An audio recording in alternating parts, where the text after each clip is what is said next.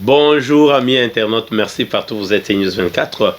C'est Denis Kayenge, une émission que vous connaissez déjà, qui a toujours fait notre bonheur ici à News 24.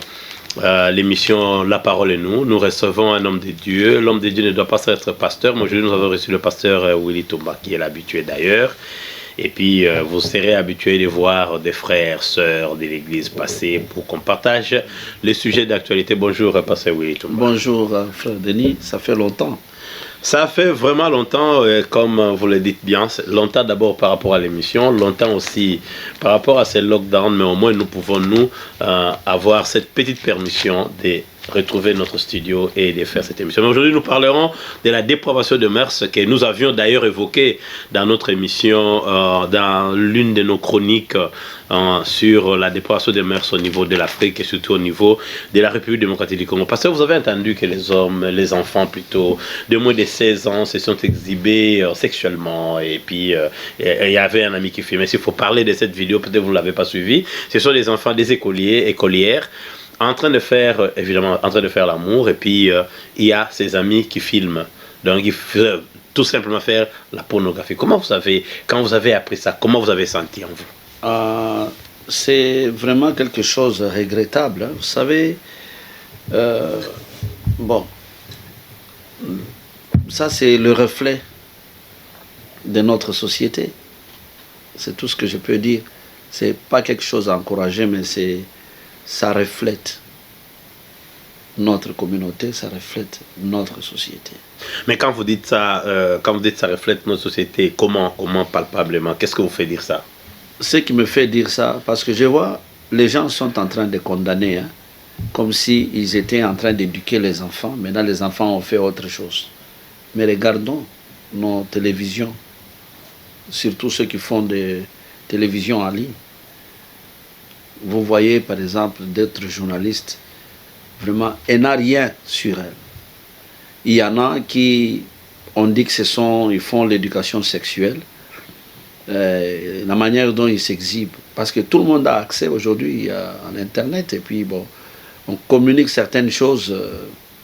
Mais c'est ce qui n'est pas mauvais. L'internet, je pense que, je disais même dans l'une de mes émissions que le coltan nous a amené, pas seulement le malheur, mais le coltan nous a amené aussi le bonheur, c'est-à-dire des actes qui devraient être cachés.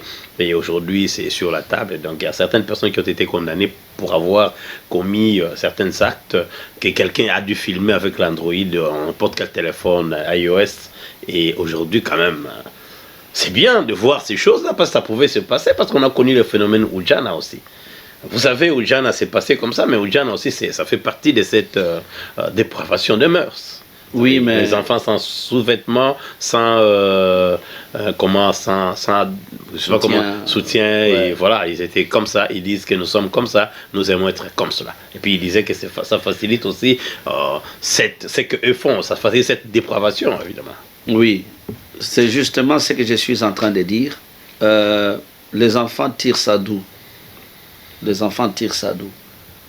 Les enfants là, ont-ils des parents? Ils n'en ont pas. Ils en ont. Et notre société, la télévision ou surtout les médias en ligne, ils sont en train de montrer de n'importe quoi. Il n'y a pas vraiment de censure. Toutes ces choses. Bon, quand les enfants voient d'abord les aînés faire ça, les parents en train de faire ça, combien de fois on a vu des ministres s'exhiber nus, des journalistes s'exhiber nus? Mais le prime abord, je sais que vous avez été choqué parce qu'on en avait parlé ici avant qu'on fasse l'émission. Mais vous parlez des ministres, mais les ministres de Dieu aussi. Hein, nous connaissons autant d'exemples qu'on ne citerons pas ici. Mais qu'est-ce que vous, en fait, en tant qu'homme de Dieu? Parce que la parole, et nous, c'est en fait les Écritures. Et l'homme de Dieu et l'homme qui croit à la chrétienté. Qu'est-ce qui vient directement à votre tête quand vous voyez un homme de Dieu? C'est comme si vous ne recusez pas ça, vous ne faites pas l'effort, parce que le pape Francis quand même a franchi un pas, il a dit il faut suspendre tous ces gens-là. Bon. C'est comme si vous préservez le précaré. Bon, vous me parlez du pape Francis.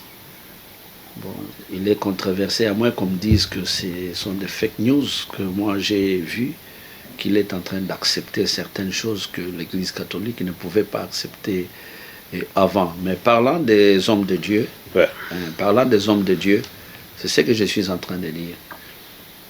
Les hommes de Dieu, on les appelle hommes de Dieu. Pourquoi? Parce qu'ils mettent des cols pastorales ou parce qu'ils sont en train de diriger les groupes de gens. Parce que quand vous dites un homme de Dieu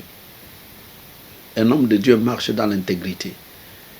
L'intégrité, c'est-à-dire, c'est complet. C'est-à-dire, il n'y a pas de corruption, il n'y a pas de compromission. Hein? Vous voyez? Donc, le problème, le comble aujourd'hui, c'est que les gens se sont improvisés dans les ministères. Il y a des mercenaires qui sont là, il y a des loups qui portent les peaux de brebis. Ils sont là. La Bible est claire là-dessus. Les loups qui portent les peaux de brebis, ce sont des gens, même dans leur conscience, ils savent qu'ils sont en train de servir le diable. Mais seulement ils sont entraînés de parler comme des brebis, de dormir comme des brebis, de marcher comme des brebis. Mais combien de temps vous allez garder tous ces brebis? En fait, vous ne condamnez pas ça, parce que je n'aimerais pas citer les noms des hommes de Dieu ici, mais vous savez autant que moi qu'il y a quand même beaucoup d'abus. S'il faut revenir sur ces enfants-là, vous savez que on parlera des enfants directement, c'est que le ministre avait dit, mais nous sommes encore avec les hommes de Dieu. Mais c'est comme si vous ne condamnez pas ces actes-là. On n'entend pas quand même. On voulait attendre les hommes de Dieu. Moi, j'aimerais voir les hommes de Dieu condamner ce que vous appelez les brebis, en fait, les loups en peau de brebis. Parce que ce sont de grands pasteurs, comme vous le dites, qui ont traîné longtemps dans l'église, et voilà. Pour ton information, Denis, je vais te dire d'abord une chose. Hein. Le loup qui porte la peau de brebis ne changera jamais. Même si vous condamnez, il est loup, il n'est pas brebis. Le loup ne changera jamais en brebis. C'est ce qui est correct. Lui, il sait que sa mission, c'est accomplir ce qu'il est en train de faire. Ternir l'image des hommes de Dieu, c'est ça ce qu'il est en train de faire, et il ne changera jamais, même si je condamne. Mais du moins, parce que nous parlons de ces enfants. On dit qu'on ne donne que ce qu'on a. Nous avons des enfants, et le comportement que nous affichons, nous le savons, en pédagogie, l'enfant, c'est un copieur. Oui. Il copie ce qu'il voit dans la société. Et si tu ne dis pas à ton enfant, ne mets pas les pieds sur la chaise, l'enfant, parce qu'il n'a jamais entendu cette interdiction, il continue à faire le contraire, bien sûr, de ce que vous pensez, excusez-moi, vous pensez qu'il pourrait être. Mais comment? Si vous ne condamnez pas, vous avez quelle société où il n'y a pas de condamnation? Ça signifie que ça sent comme si vous voulez vous protéger entre vous. Bon, moi j'aimerais savoir, peut-être expliciter un peu ça quand vous parlez de la condamnation, parce que moi, je préfère m'impliquer dans une solution ou dans une voie qui amène une solution. Parce que la condamnation va amener quoi par après? Ben là, la condamnation, je peux peut-être bien m'expliquer. Moi, je prends notre cas, la corporation, les journalistes. Vous savez, ici, en Australie, vous avez une carte de médias, vous avez E-News24 comme une chaîne, vous représentez la chaîne. Ici, en Australie, j'ai des choses que je ne peux pas faire. Si je le fais, on condamne, on me chasse, et c'est fini, la carrière est finie. Tu n'as plus ce qu'on appelle ici en Australie la licence. Alors, moi je me dis ceci, si vous êtes dans l'église Saint-Corps, en République démocratique du Congo plus précisément, moi je pense que la démarche serait, nous condamnons le pasteur tel, pour avoir fait ça, ça, ça. Et vous le dites ouvertement, c'est-à-dire les gens savent quelles sont les punitions que vous donnez, parce que quelque part on dit à l'église, oh non, le frère a fauté, il doit s'asseoir derrière. Mais ces hommes-là continuent même à représenter l'église des réveils, que vous avez, votre chère église des réveils, ils sont toujours là, ils ont la parole, ils prêchent. Et vous, quand vous condamnez, vous vous distancez déjà de ces hommes-là. Ce qui signifie à votre niveau, mais Dieu à son niveau l'avait fait, il a condamné l'acte d'Adam et Ève, n'est-ce pas? Bon. J'aimerais aller un peu dans ce sens. Les pasteurs, les vrais, ne s'étaient pas tus. Ils ont parlé à leurs brebis. Ils ont parlé. Mais le comble, c'est que les gens pensent toujours qu'il faut parler devant les médias pour que les gens sachent que, voilà, les pasteurs sont contre.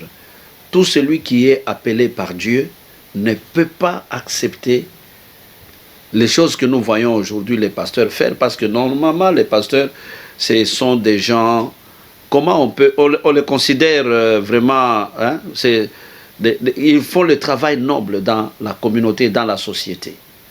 Ils sont appelés à se conduire d'une manière digne, mais ils ne le font pas. Ils ne le font pas parce que il y a un problème chez nous, par exemple, au pays. Bon, je donne un exemple ici. Moi, j'ai déjà l'expérience pastorale d'à peu près 30 ans, 31 ans. Mais quand je suis venu ici, en Australie, on ne m'a pas confié directement à l'église. Je me suis soumis à leurs règles ici. Je m'étais soumis à leurs règles ici. Il faut aller dans telle formation, il faut aller dans telle école. Même quand vous avez été dans l'école de théologie ou l'école biblique, mais ils ont leur comment je dis, un programme bien établi où ils sont en train de parler sur l'éthique pastorale. Éthique et déontologie. Éthique et déontologie pastorale, et qui, à l'école biblique, on étudie ça, mais le gouvernement a son programme et la plateforme... Là, vous parlez de l'Australie. Oui, je parle de l'Australie. La plateforme de serviteurs de Dieu de l'Australie, ils ont ce programme. Et ils soumettent ça au gouvernement, on regarde de quoi est-ce qu'ils sont en train de parler, et le gouvernement suit à la loupe. Mais chez nous, il n'y a pas de suivi. Quelqu'un peut arriver comme ça, il a l'argent, il construit une église, il commence une église, il met les instruments, et puis les gens viennent, et puis ça s'arrête. Et là, vous connaissez l'autorité de l'État. Mais bien sûr. Et vous pensez qu'est-ce qu'il faut que ça se... Parce que nous sommes aussi un média des solutions. Qu'est-ce que vous pensez que pourrait être bien, si vous devriez être à la place de ceux-là qui tiennent règne de pouvoir? Il faut réguler. S'il y a le ministre je ne sais pas, des religions existe, c'est pas si ça existe, ça existait à notre temps, mais il faut réguler qui doit éduquer la masse. Il faut réguler ça. Qui doit parler, qui doit passer à la télévision. Vous donnez l'exemple d'ici. Bon, les gens ont tendance à dire que non, les pays européens, l'Australie, ce sont des pays des païens et tout ça. Mais ce sont des païens, c'est vrai. Mais ils n'acceptent pas n'importe quoi en public. Oui, parce que c'est ça le comble. En fait, nous avons beaucoup d'églises au Congo, chaque avenue a son pasteur, chaque famille d'ailleurs a son pasteur, et chaque avenue a son église. Et je me rappelle aussi, je vois encore, je le salue à distance, l'évangéliste Olela, qui me disait une fois à l'interview, il m'a dit, vous savez, quand on me pose cette question, ça m'amuse, quand je dis il y a plein d'églises au Congo, il me dit toujours, mais il y a aussi plein de bars. Mais moi, j'ai dit, eux trouvent leur compte, mais vous, plein d'églises, mais les choses doivent changer quand même. Donc ça s'est vu que ce n'est pas la prolifération des sectes ou des églises qui feront en sorte que les choses puissent changer. Mais pourquoi on a toujours le problème dans des pays où il y a plein d'églises? La chrétienté, c'est comme si le réveil une chose aussi, tend vers son échec. Une chose aussi que j'aimerais dire, nous avons beaucoup de pasteurs à Kinshasa. Là, oui, chaque maison a son pasteur. Non, j'ai dit d'abord, nous avons des pasteurs dignes de nom, des pasteurs, ils dirigent des grandes assemblées. Mais souvent, on est en train de condamner des pasteurs parce que, par exemple, il y a des brebis galeuses que moi, j'ai pas. Ils ont l'accès, par exemple, facile aux médias, et puis ils ont des langages vraiment vulgaires. Et il est en train de vociférer des insanités à la télévision, et directement, on prend une étiquette, on colle sur tous les pasteurs. Moi, je vais dire ceci. Nous avons bien sûr beaucoup d'églises sur chaque avenue, tout ça. Mais moi, ce n'est pas là mon problème, parce que tout le monde ne va pas à l'église. Mais les gens là qui sont en train de s'exhiber, les gens qui sont en train de démontrer leur mes conduites, vraiment comme ça, publiquement. Ils sont arrivés comment? Qui leur a donné la permission de se tenir devant les gens? Même quand ils sont en train de faire ça, il n'y a pas de mesures. Mais c'est vous, évidemment, c'est vous. Non, c'est pas nous. Madame, vous êtes dans une corporation, s'il faut que je l'appelle ainsi. Vous avez ce que vous appelez, on reviendra d'ailleurs, il y a une dernière question que je vous poserai sur l'actualité. Vous avez, au sommet, je pense que vous êtes organisé, n'est-ce pas? Vous avez le représentant de l'église des réveils, on le voit chaque fois à la télé. Bon, il vous représente. Mais maintenant, tout ce genre-là, qu'est-ce que vous avez mis en place qui est cette éthique et d'ontologie dans ce que vous faites? Merci beaucoup pour cette question. Il y a des corporations, l'organisation des églises de réveil. Il y a aussi, donc, dans cette corporation, il n'y a pas tout pasteur. Il y a des pasteurs aussi qui n'acceptent pas parce que tel est là, par exemple. Parce que tel pasteur est là, nous, on ne va pas adhérer ici. Mais vous trouvez que c'est quelle attitude? Là, j'aimerais peut-être rebondir là-dessus. Parce que quand je suis arrivé aussi en Australie, disons les choses vraies, parce que c'est ça aussi le rôle du média. Vous ici, vous avez démontré ici, je n'ai trouvé que 6 ou 8 pasteurs qui ne s'entendaient pas. D'ailleurs, jusqu'à aujourd'hui, vous ne parlez pas le même langage. C'est comme si c'est inoculé pas dans les centres des Congolais seulement, mais même chez les hommes de Dieu. Tu diras, si lui part là-bas, moi je ne viens pas. Si tel vient, et jusqu'au jour d'aujourd'hui, et vous allez... C'est l'exemple que vous laissez à nos enfants. Et après, vous vous plaignez. Pourquoi nous allons dans les églises soi-disant des Blancs? Vous-même, vous êtes incapable de faire, par exemple, je pourrais parler d'une forme d'écuménisme, l'église de réveil congolaise, ensemble. Vous voyez, en tant qu'une famille, moi j'ai assisté à une église de réveil de Western. Je trouve le pasteur Basta, je trouve les Blancs en train de parler entre eux, et de bien parler, de se téléphoner, on se communique entre nous et tout ça. Oui. Mais un petit peuple, une petite communauté, les hommes de Dieu devraient, d'ailleurs, ici, je parlais de la ville de Melbourne, vous devriez plutôt être fiers d'avoir cette petite communauté conduite par des hommes de Dieu qui se connaissent d'ailleurs. Mais vous avez un comportement qui, quelque part, ne permet pas à nous, ceux-là qui devraient plutôt peut-être vous suivre, ou nous qui pensons aller vers vers la parole, bien sûr, nous réalisons que vous avez mis la personne, votre personne, plus en jeu que Dieu lui-même. Bon, merci. Ici, moi je vais vous dire que quand moi je suis venu, je vous ai trouvé. Vous savez que moi j'ai trouvé aussi cette situation. Oui, je sais. Bon, alors, moi j'ai trouvé cette situation. Mais réfléchissons quand même, pourquoi ce sont des hommes de Dieu? Tant bien que mal. Ça n'a pas tenu. J'ai essayé, et puis, bon, je ne veux pas parler à la télévision. Oui, je sais que vous vous protégez bien, vous autres, mais nous, on a dit, on commentera à dire le mal le mal de ceux-là qui sont en face de nous font. Parce qu'aujourd'hui, si nous voyons le comportement de ces enfants, moi, je ne serais pas étonné ici, par exemple, que nos enfants deviennent...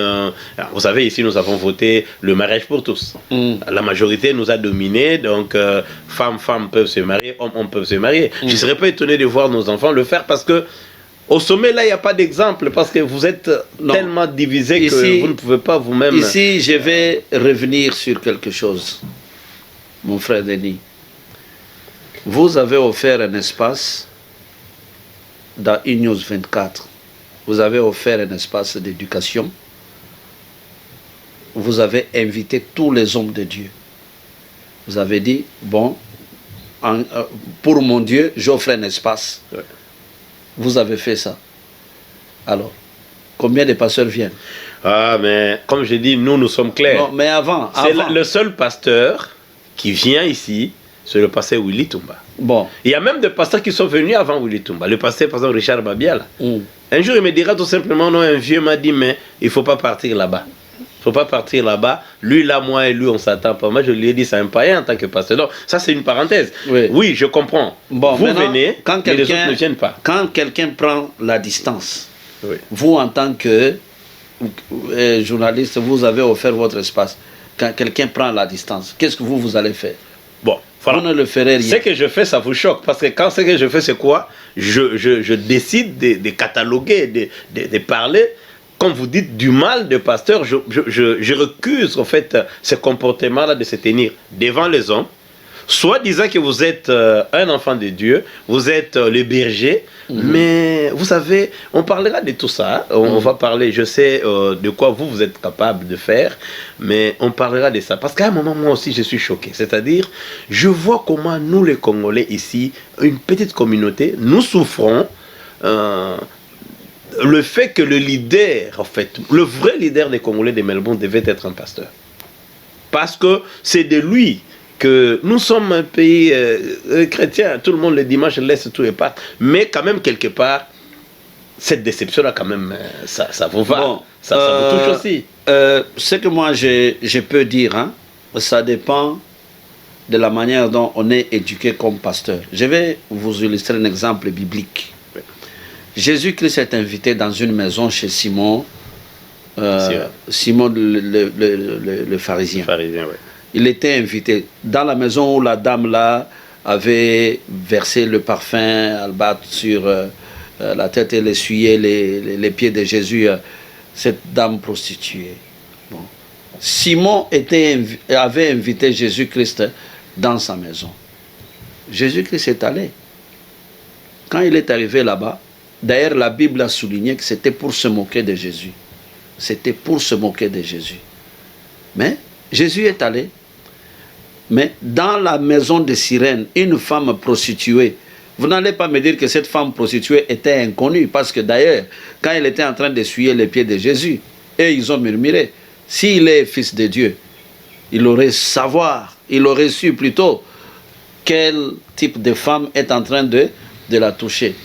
Jésus était capable de dire ce que ces gens-là étaient en train de penser. Ici, ce que je suis en train de dire, c'est quoi? Une fois, j'ai eu cette conversation avec la défunte, notre regrettée, la sœur Marie Missam. Vous savez, à un moment donné, on était en train de la critiquer. Comment lui côtoie, elle côtoie des musiciens du monde, tout ça, tout ça. Bon, un jour, moi, je m'étais échangé avec elle au téléphone. Elle m'a parlé. Maintenant, moi, je lui ai dit, je lui avais donné cet exemple. Moi, je l'ai vu même personnellement. Je lui ai donné l'exemple ici de ce passage ici. J'ai dit, fais ce que Dieu a mis à cœur. Ce que Dieu t'a mis à cœur de faire. Ces gens-là, des païens, ce sont des hommes, Dieu les aime. Alors, toi, il faut parvenir seulement le message. C'est tout. Laissez les gens critiquer, laissez les gens parler, laissez les gens dire tout ce qu'ils veulent dire. Mais nous, néanmoins, nous savons que tu es en train de faire l'œuvre de Dieu. Et donc, tout ce que tu fais là, tout le monde n'est pas obligé de comprendre. C'est ça. Les gens pensent que quand on l'invite dans la communauté, par exemple, nous les Congolais, vous invitez des pasteurs dans la communauté congolaise. Peu de pasteurs viennent dans la communauté. Or, nous appartenons à cette communauté-là. Est-ce que refuser d'aller dans la communauté, est-ce que c'est bien? Ce n'est pas bien. Alors vous allez gagner ces gens-là comment? C'est ça encore.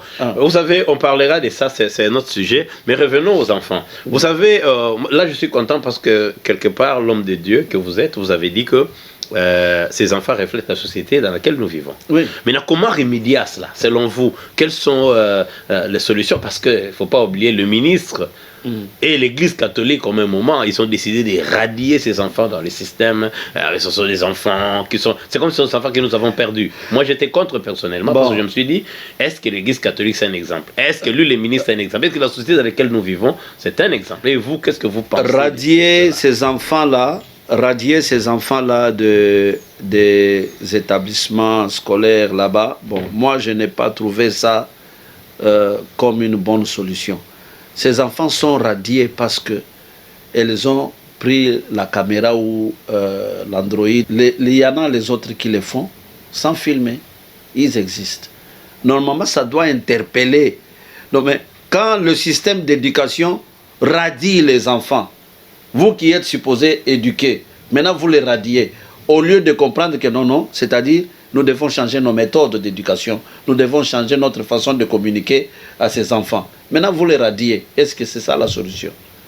Moi, je n'ai pas trouvé la solution. La solution, c'est-à-dire, maintenant, vous savez officiellement que les enfants peuvent faire ça, et mettez un système sur place d'éducation qui puisse aider ces enfants à comprendre et à amender leur comportement. Normalement, c'est ça. Les radier comme ça ou les congédier signifie que allez faire vos bêtises. C'est-à-dire, vous les autorisez d'aller faire les bêtises. Et ils vont continuer à aller faire des bêtises. Ce sont des enfants. Nous les appelons les enfants. Donc, ce sont des enfants. Il faut que nous puissions tenir de filmer. Mais, compte de ça, et nous devons les éduquer. Moi, c'est comme ça que je vois les choses. Donc, en partie, nous sommes quand même responsables de ce que les enfants ont fait. Écoutez, j'ai dit ceci. Quand moi, j'envoie mes enfants à l'école, je n'attends pas que l'école puisse éduquer mes enfants. Aujourd'hui, vous êtes en train de condamner les pasteurs, non? Oui, parce que oui, mais nous en avons fait trop. Les parents là, les parents des enfants, et ils veulent qui pour éduquer leurs enfants? L'école? Mais non. Mais la situation dans laquelle aussi on a mis les parents dans la République démocratique du Congo, hein, parce qu'aujourd'hui, la dépravation des mœurs en Afrique en général, et en République démocratique du Congo d'une façon particulière, c'est une situation où les parents n'ont pas la possibilité de savoir ce que leurs enfants font, ou c'est que qui leurs enfants fréquentent. Tout ça, c'est par rapport à la précarité. C'est-à-dire le social de la République démocratique du Congo. Ajoutez à cela le comportement des leaders. Quand je dis des leaders d'opinion, je parle de politiciens, de journalistes, de musiciens, de pasteurs, même les abbés et consorts, ceux-là qui devraient, même les enseignants, parce qu'aujourd'hui, on ne condamne même plus l'enseignant qui sort avec son élève. Je me rappelle à notre époque, quand un enseignant sort avec son élève, il est radié du système. Mais aujourd'hui, on radie l'enfant. On radie l'enfant qui n'a fait que copier. Donc moi, je pense que c'est ce système-là qui a failli. Moi, je vais être un peu direct ici. Hein. Vous allez m'excuser. Un parent ne connaît pas ce que son enfant fait. Il est irresponsable. Mais non, mais la situation dans laquelle ce parent se retrouve. Quelle situation? Ça, c'est un parent comme toi et moi. Quelle situation? Écoute, 80%, d'après les chiffres, 80% des Congolais vivent avec $1 ou $2, $1 le jour. Ah, c'est le dollar qui est mais attends, vous m'attendez, pasteur. $1 le jour. Maintenant, on se réveille, on a un enfant qui est mi-chemin entre l'adolescence, en fait, mi-chemin entre l'enfance et l'adolescence. C'est-à-dire là, au milieu, 13-14 ans. Il est dans cette transition, l'enfant commence à découvrir les choses. Mais vous êtes parents, vous ne savez pas nourrir vos propres enfants. Mettez-vous un peu... Parce que quand on réfléchit comme ça, on commence à réfléchir comme des policiers congolais qui ont laissé leurs enfants aller étudier en Europe et laissé la population souffrir. Moi, je me dis ceci. Comment est-ce qu'un parent qui ne sait pas nourrir ses enfants, ne sait pas vêtir ses enfants, ne sait pas avoir un toit pour ses enfants, comment il pourrait contrôler ses enfants? L'éducation aussi nécessite des moyens, n'est-ce pas? Pour les parents, parce qu'à un moment, vous perdez l'autorité quand vous n'avez pas. La preuve, ici en Australie, pour ne pas aller très loin, pour ne pas être trop long, en Australie, par exemple, nous avons un système où on déverse beaucoup d'argent dans cette tranche d'âge. C'est-à-dire, si vous abusez de vos enfants, cette tranche d'âge, on ne pardonne pas, on prend l'enfant, ils partent avec. C'est-à-dire, il y a un système où on paye l'enfant l'argent, vous gérez cet argent et vous n'avez rien à dire que l'enfant n'a rien. On paye. Mais comment ce système-là pourrait être...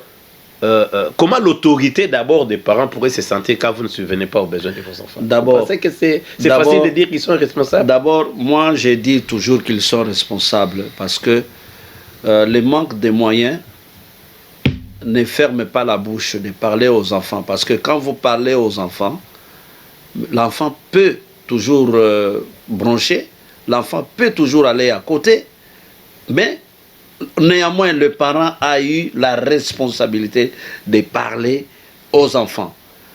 Prenons le cas de notre pays où nous vivons ici en Australie, Denis. Les parents ont des moyens, mais les parents ne dorment pas dans leur maison. Mais là, au moins... Non, attendez d'abord. Oui. Les parents ne dorment pas dans leur maison chaque jour. Le matin, les enfants vont à l'école. Donc, le papa ne voit pas comment les enfants vont à l'école. Et quand le papa rentre la nuit, il trouve que les enfants sont déjà endormis. Le matin, les enfants vont. Je vais donner cet exemple. Nous vivons dans ce pays où nous sommes vraiment occupés. On se réveille très tôt. On laisse les enfants au lit. Les enfants vont à l'école. Nous ne sommes pas là. Nous rentrons, nous trouvons les enfants endormis parce que nous venons tard, nous venons de... Bon, quelque part, les inconvénients sont toujours là, même dans le pays développé, même dans le pays où les gens n'ont rien. Vous comprenez? Mais cela ne m'empêche pas d'avoir le temps avec mes enfants. C'est-à-dire... Mais vous avez déjà dit que vous n'êtes pas là. Vous venez la nuit. Non. Mais j'ai le temps d'avoir les enfants, par exemple, au week-end. Et quand je suis avec les enfants au week-end, je vérifie leurs devoirs. Mais là, je vérifie ça. Et je parle aussi à mes enfants. Je parle, voilà, je prends la parole de Dieu. Parce que moi, je trouve que dans ce pays ici, je voulais parler quelque chose qui m'avait échappé. Ma fille vient d'atteindre 18 ans. Elle vient d'atteindre 18 ans. Le gouvernement est déjà au courant que non, cette fille a atteint 18 ans. Et qu'est-ce qu'on est en train de faire? Non, elle doit venir, elle doit dépendre d'elle-même, elle est adulte, elle doit... Vous voyez, bon, nous venons aussi d'une culture là, on ne peut pas lâcher une fille parce qu'elle a atteint 18 ans, ou un garçon parce qu'il a atteint 18 ans. Tout ça. Vous voyez? Ce sont des inconvénients qui sont là. Je voulais un peu, pour ne pas oublier, vous avez parlé des sorties le matin, mais c'était un choix aussi. Pourquoi vous avez fait ce choix-là? Parce que vous vouliez gagner l'argent. Maintenant, je peux vous dire, quand je dis c'est un choix, je me rappelle du ministre australien que j'ai toujours donné cet exemple, Joe Hockey. Il était notre ministre de Finances, je crois, Finances ou Budget. Je connais. Oui. Vous savez, Joe Hockey, comment il a quitté le gouvernement? Il a démissionné, il a dit ceci. Je n'ai pas le temps avec ma famille. Oui. Depuis que je suis dans ce gouvernement, je n'ai jamais fêté les anniversaires de mes enfants. Aujourd'hui, j'ai dit à mes enfants, je ne raterai plus un de leurs anniversaires parce que je réalise que c'est leur éducation que j'ai mis en arrière par rapport à ma carrière.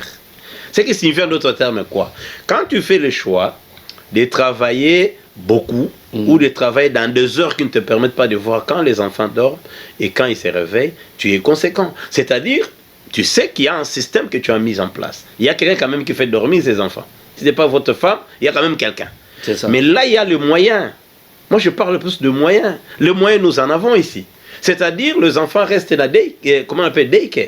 Les enfants restent à l'école. Et ça nous coûte $20 par enfant chaque soir. Si voir les écoles privées catholiques, $120 ou quelque chose comme ça. Les enfants partent à daycare et nous payons pour ça. Ce sont des éducatrices et l'enfant n'est pas sur la rue.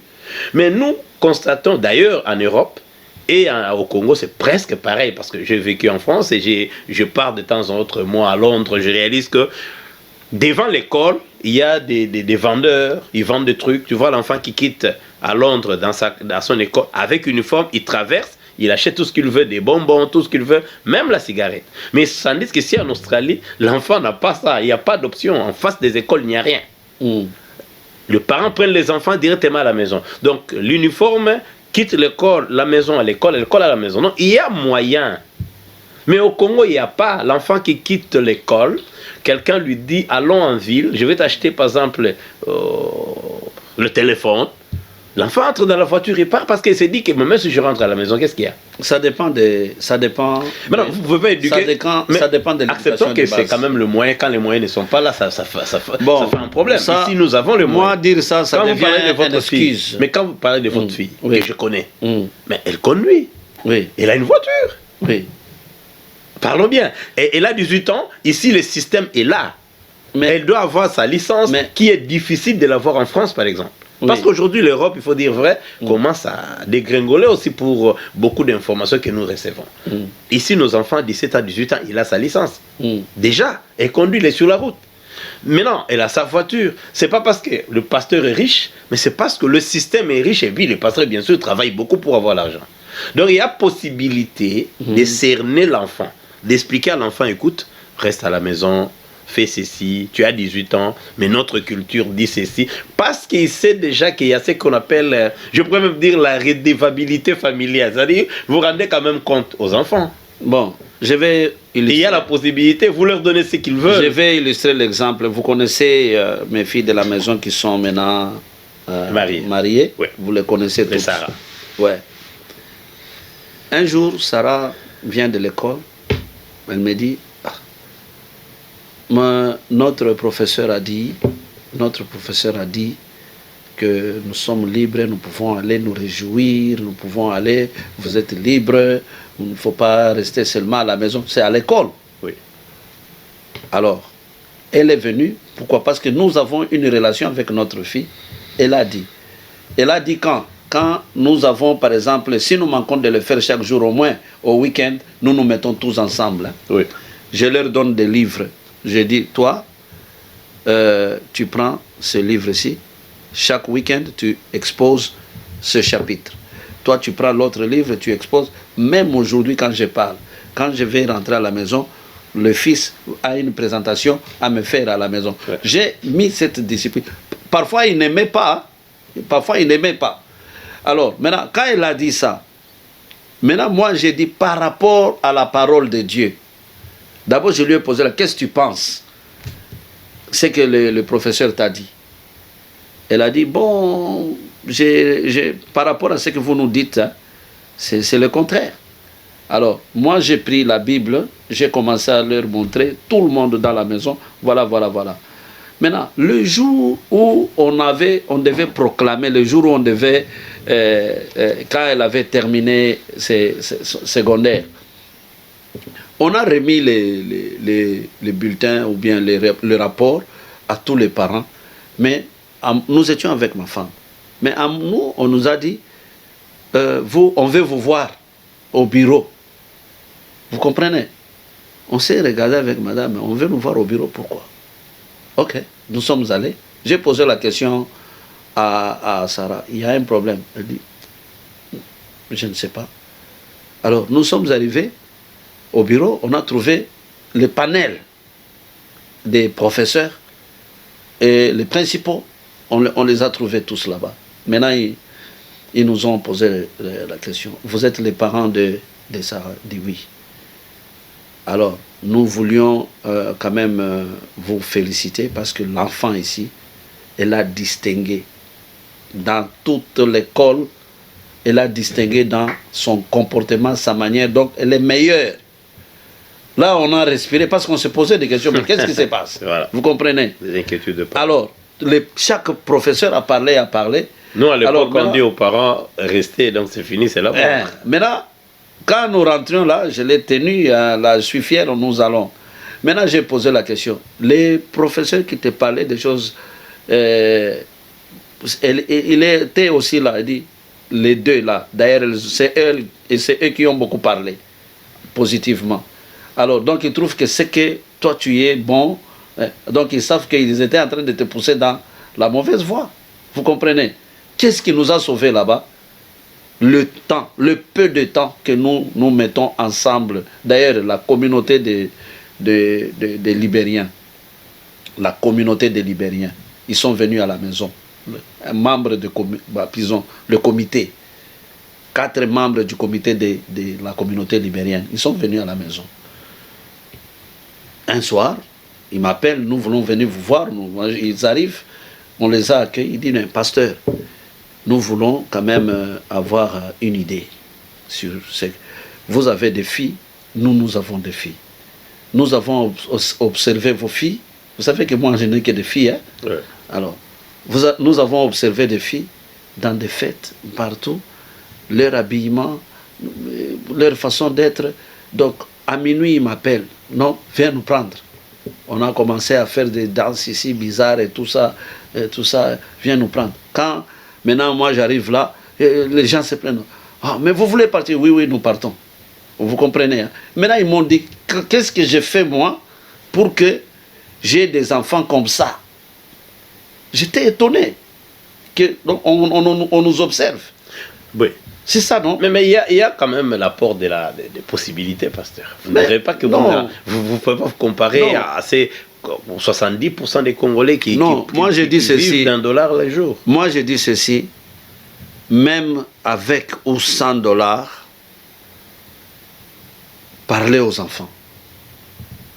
Parlez aux enfants. Au moins, parlez aux enfants ce qui est correct. Communiquez aux enfants ce qui est correct. L'enfant, quand il va être exposé dans tout ce que nous venons de voir, par exemple, l'enfant prendra lui-même sa responsabilité. Au moins, les parents ont fait sa part. C'est comme ça que moi, je considère. Moi, ici, j'ai dit en tant que serviteur de Dieu, nous prions, nous partageons, nous prions. Bon, je ne me moque pas de ceux-là qui traversent des temps compliqués avec les enfants. Moi, j'ai une fille maintenant aujourd'hui, sierra-léonaise. Qu'est-ce qu'on est en train de me poser? Quand on la voit sur la photo par les membres de ma famille, ils me posent des questions. Qui est celle-ci? J'ai dit, c'est notre fille. Mais ses parents m'ont confié cette fille-là. Et la fille est devenue, fait partie de ma famille. Et elle a changé, elle est bien, nous vivons, donc elle est bien. Donc moi, je crois que il faut aimer nos enfants. Nos enfants, il faut les aimer. Moi, je vois la manière dont tu vis avec tes enfants. Sourire. Ouais. Chaque fois, si vous êtes là, vous nous parlez pas. Avec les enfants, c'est toujours le ton là, militarisé, comme dans l'armée, tout ça. Non, à un moment donné, il faut être tendre. Il faut être tendre. D'ailleurs, moi, on m'a toujours accusé que non, je ne suis pas très tendre. Mais bon, il faut voir comment je suis avec les enfants. Néanmoins, je les aime. Je leur dis, hein, peut-être je suis un peu carré, mais quand même, j'ai fait ma part. Ce n'est pas mon effort personnel, mais j'associe Dieu dans tout ça. C'est pourquoi j'ai dit, pour ces enfants-là, l'école, les congédiés de l'école, c'est une bêtise, c'est une erreur. Ça, je suis direct. Parce que c'est là qu'ils doivent avoir l'éducation. Maintenant, on les congédie, on les chasse, donc on les répudie. Hein? C'est comme ça qu'on dit. Oui, répudier. Hein, on les répudie. Les exclure, répudier. Donc je sais, c'est un terme qu'on disait à l'école, renvoyer. Oui. On les a renvoyés. Et ils ont renvoyé les enfants dans le système. C'est-à-dire ils sont en dehors du système éducatif chrétien. Est-ce que vous trouvez que c'est ça la solution? D'ailleurs, le ministre avant, il a dit dans le système éducatif du Congo, et finalement, il s'est retraité comme d'habitude, comme ils sont là-bas. Il a dit non, on n'a pas dit ça. Or, les gouvernements devaient d'abord condamner l'Église catholique pour avoir décidé ainsi. Oui. Parce qu'il faudrait qu'il y ait un système dans chaque école. C'est pourquoi j'ai posé même la question, est-ce qu'il y a encore des psychologues? Nous, à notre époque, il y avait des psychologues qui passaient chaque 3 mois, des conseillers pédagogiques. Mais le cours de morale. Est-ce que ce cours de morale, ça existe encore au pays? Tout ça ensemble, je crois que c'est un grand travail, parce que quand on détruit la jeunesse, on détruit l'avenir du pays. Et je réalise que je ne sais pas. Nous tendons d'ailleurs vers la fin parce qu'on ne va pas s'éterniser sur le sujet. Nous avons aussi l'État qui nous est imparti. Et qu'est-ce que vous direz avec tout ce qui se passe en République du Congo par rapport à la dépravation des mœurs? Qu'est-ce que vous allez dire aux parents, aux autorités et voire aux élèves eux-mêmes en tant que pasteur? En tant que pasteur, moi je suis en train de dire que nous devons éduquer nos enfants selon les principes de la parole de Dieu et nous devons prier pour les enfants. La sexualité, telle que nous voyons chez nous au pays, c'est au-delà de la vie normale comme nous avons grandi. Et moi, j'appelle aussi au système éducatif de notre pays. Ces enfants-là sont innocents. Ils ont posé des actes qui sont mauvais, mais ils sont innocents. Parce que nous, on ne punit pas les gens. Dans la société, un ministre fait des mêmes bêtises, on ne fait rien. Nous avons eu même un président, on lui pose la question, qui est votre première dame? Il a dit, la vôtre est la 40e. Alors, c'est quoi ça? Voilà, parce qu'on est à la fin, mais il y a quand même une question d'actualité politique. Vous ne pensez pas que aussi les blocages que nous avons aujourd'hui, évidemment les députés sont rentrés, vous ne pensez pas que le blocage pour l'équipe de la CENI, c'est aussi les hommes de Dieu, encore une fois? Est-ce que vous faites confiance à cette équipe-là? En fait, l'église des réveils mélangés et tout ça, ceux-là qui se sont dit société civile, vous faites vraiment confiance à ces gens-là pour qu'ils nous représentent? Moi, je me suis posé des questions là-dessus, mais je ne sais pas. Vous pouvez me parler mieux parce que vous êtes un analyste politique. Hein? Quand on a dit que vous condamnez les hommes de Dieu, mais les hommes de Dieu ils ont leur charte qui les régissent. Et puis, ils ont trouvé que non, nous devons le faire par consensus. Si le consensus échoue, nous faisons une sorte d'élection interne. Bon, ils sont 8 confessions religieuses, et alors 6 ont voté pour des candidats comme ça, et les deux, comme ils sont peut-être influents politiquement, ils ont bloqué le système. Alors en quoi est-ce que vous condamnez encore les autres confessions religieuses? Si, par exemple, nous sommes sincères dans la démocratie c'est ce que les gens veulent. Moi, je suis contre la démocratie. Moi, vous pouvez être scandalisé, je n'ai jamais soutenu la démocratie. La démocratie, c'est une idée importée pour nous. Mais bon, on a accepté ça parce que tout le monde est en train d'accepter le libertinage et tout ça. C'est ça les conséquences. Oui, ben, les hommes de Dieu, par consensus, ils devaient quand même s'attendre parce que c'est dit qu'ils sont des hommes de Dieu. Mais si ça dépend de moi, comme vous avez dit, moi, personnellement, j'ai dit, bon, il y a quand même... La démarche est incongrue dans le sens que c'est l'État qui finance la CENI, mais il laisse tout ce désordre entre les mains des ce qu'eux appellent société civile, moi j'appelle directement aux églises. Et ce qui fait que moi je finance, mais vous êtes comme des étiquettes, vous venez. Mais pourquoi ne pas tout simplement faire revenir la CENI au niveau du ministère de l'Intérieur, que l'État soit responsable de tout ce qui va se passer? Parce qu'au final, cette élection, c'est Denis Kadima. Si Denis Kadima sera là, imposé dans l'allure où nous partons, oui, vous avez dit, le principe était là, démocratique, mais je sais que les élections seront encore catastrophiques. C'est l'un des pays où le président passe au pouvoir, mais lui-même dit que les élections étaient catastrophiques, nous allons arranger plus tard. Bon. Et c'est là, pourquoi il dit ça? Il dit ça parce que c'est pas lui qui organise les élections, il s'en fout. Or, c'est lui qui influence parce que c'est lui qui a l'argent. C'est lui qui donne à les pouvoirs. Pourquoi ne pas remettre ça là-bas? Ça, c'était moi, je ne vois pas un premier point. Mais mon dernier point, c'est que si ça dépend de moi, on laisse Denis Kazadi travailler. Bon, moi je ne vois pas les choses de cette manière-là. On dit que non. Si, par exemple, Denis Kazadi, c'est Denis Kazadi. Je crois Denis Kadima. Denis Kadima, s'il passait en force, les élections seront catastrophiques. Papa, il y a parfois des choses. Hein. Regarde Laurent Gbagbo, comment on l'a foutu du pouvoir. Mais c'est ça la catastrophe. Non, moi j'ai dit ceci. Lui, il a trouvé que non. Ces gens, leur idée est mauvaise, mais il n'y a personne qui peut résister ici. Alors il dit, moi je vais violer le principe ici pour protéger. Et à cause de ça, on tue quelqu'un. À cause de ça, on le fout dehors. Mais vous savez, depuis qu'on a notre CENI, on n'a jamais eu des élections tranquilles là. On n'a jamais eu des élections tranquilles. Pourquoi? Parce que chaque fois on a la même situation. Et si pourquoi on remet toujours?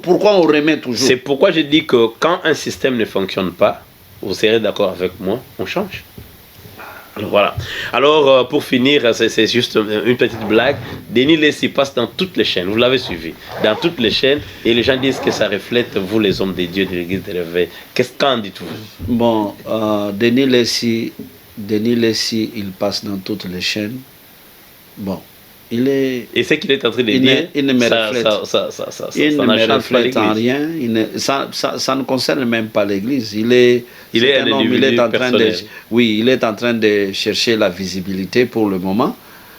Bon, il fait ce qu'il fait là. Et moi, je ne pense pas. Vraiment, c'est tuer mon temps. Parler de lui. Merci beaucoup, Pasteur Willy Toumba. Merci, amis internautes, pour nous avoir suivis, pour l'attention dans laquelle vous portez à News 24. Abonnez-vous et partagez l'émission. La parole de nous reçoit, comme nous l'avons dit au début, les hommes de Dieu, ceux-là qui ont quelque chose à dire à la société, ceux-là qui peuvent changer la société, parce que c'est sur eux que nous reposons nos espoirs. Évidemment, à travers eux, Dieu à travers eux. Et vous aurez ces revenus, vous aurez cette émission évidemment chaque samedi ou chaque dimanche, disons chaque dimanche matin, vous avez les pains dominicales et vous avez la parole et nous avec le pasteur Willy Toumba. Pour ceux-là qui sont ici à Melbourne, vous êtes vraiment invités, nous vous invitons sur notre plateau afin de partager ce que vous avez. Évidemment, nous disons toujours, pour défendre son peuple, il faut être propre. Nous sommes peuple, nous avons décidé de défendre notre peuple. Alors nous vous disons merci et à la prochaine. Merci, pasteur. C'est moi qui vous remercie. Ok, ben.